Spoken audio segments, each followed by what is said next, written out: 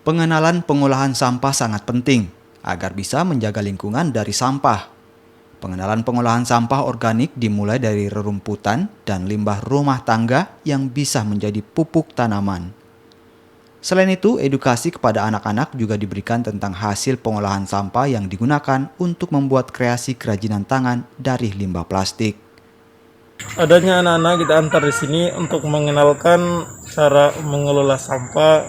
Misalnya sampah itu sesuai pada dasar namanya, simpan, ambil, manfaatkan, pasti ada hasil.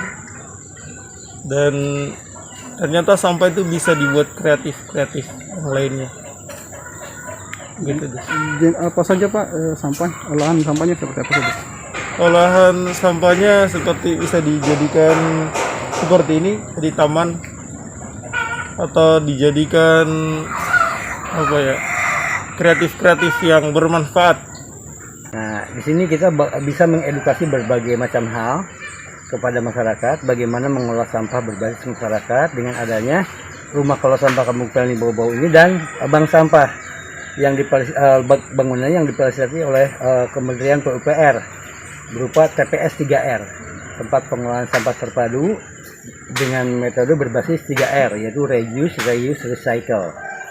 Nah, kemudian kami semua ini kita buat konsepnya seperti ini, karena semua segmentasi masyarakat, lapisan masyarakat bisa masuk ke sini, baik dari anak-anak, remaja, dewasa, maupun orang tua, dan dari berbagai macam golongan. Jadi kita sifatnya independen kan, gitu kan. Semua kalangan masyarakat bisa masuk.